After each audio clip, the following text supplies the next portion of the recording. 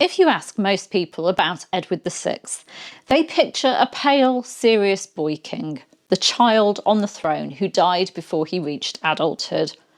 But Edward wasn't just a tragic figure. He was England's first Protestant monarch, the centre of two competing political regimes, and the king whose short reign set the direction of English religion for centuries. I'm historian and author Claire Ridgway, and today we're diving into a beginner's guide to Edward VI, his life, his government, his religious revolution, and the dramatic attempts to control England in his name. Edward VI was born on the 12th of October 1537 at Hampton Court Palace, the long-awaited male heir of Henry VIII and his third wife, Jane Seymour. His birth was celebrated across the realm, but tragedy struck almost immediately. Jane died 12 days later, probably of childbed fever, leaving Henry without the wife he adored and Edward without a mother. Edward grew up surrounded by tutors of the highest calibre: John Cheek, Richard Cox, Roger Ascham and Jean Belmain, and they quickly realised he was extremely intelligent. By the age of 12, he was writing treatises on religious controversy, including one arguing that the Pope was the Antichrist. Not your typical schoolboy essay. When Henry VIII died on the 28th of January 1547, 9-year-old Edward became king. Too young to rule, he inherited not just a crown, but a political battleground. Henry VIII's will named 16 executors to act jointly as a regency council until Edward came of age. In theory, they were equals, but in reality, one man moved fast: Edward Seymour, Earl of Hertford, and Edward VI's maternal uncle. Seymour declared himself Lord Protector, took the title Duke of Somerset, and persuaded the young king to sign letters patent giving him enormous power, the right to make decisions without consulting the council. Somerset essentially ruled England single-handedly. So let's consider Somerset's rule 1547 to 1549, the good, the bad and the ugly.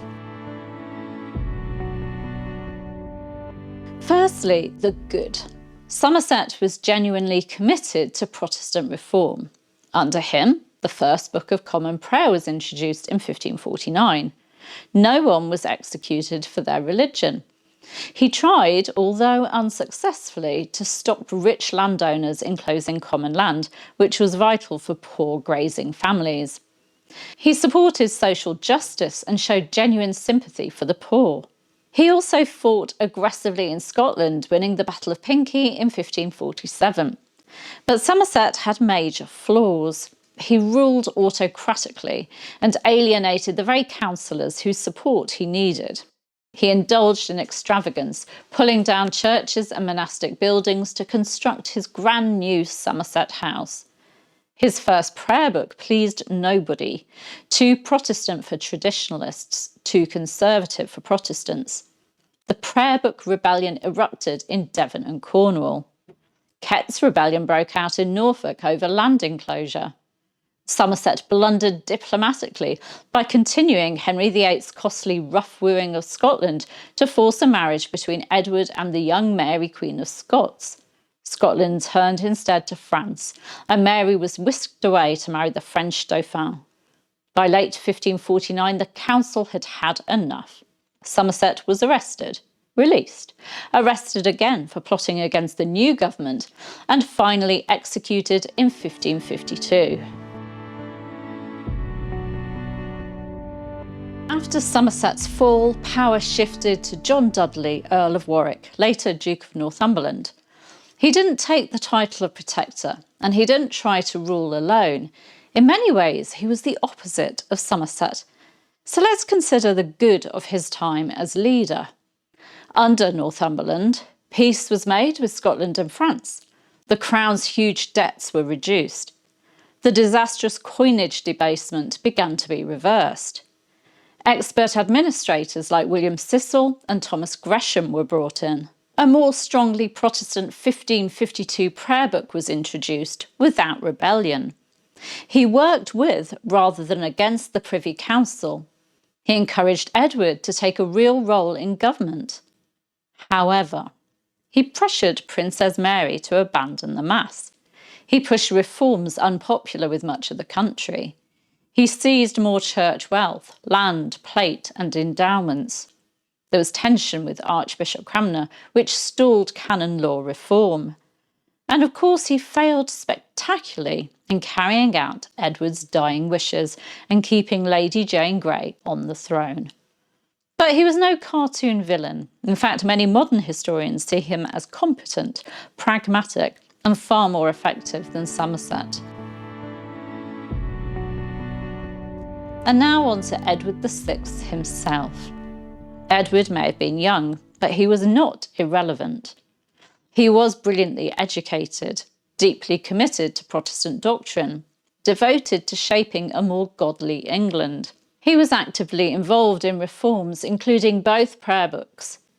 He was able to understand political tensions. He was capable of standing firm, even against his own relatives. He approved the downfall of both his uncles, Edward and Thomas Seymour. But there were limits to his power, and Edward didn't live long enough to rule fully in his own right. By the winter of 1552-3, Edward was seriously ill, probably tuberculosis or bronchopneumonia. He feared one thing above all, that England would return to Catholicism under Mary.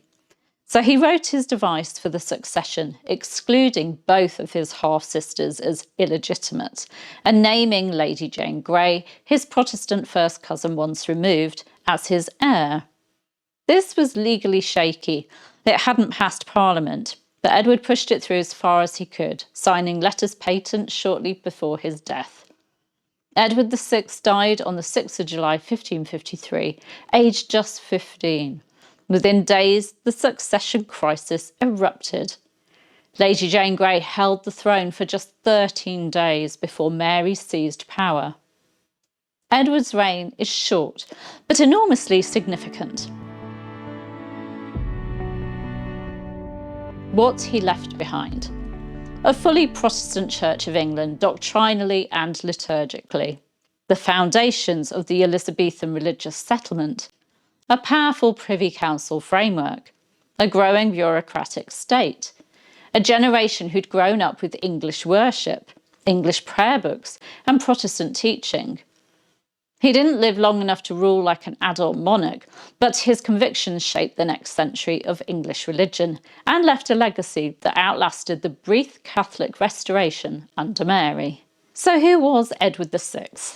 A brilliant boy, a committed Protestant, a king ruled by others but not entirely powerless, a monarch whose short life changed the direction of English faith forever. If you enjoyed this beginner's guide, do subscribe, like and ring the bell, and let me know in the comments, how do you see King Edward VI? A tragic boy king or a quiet architect of the English Reformation? Thank you for following me. Take care. Bye bye.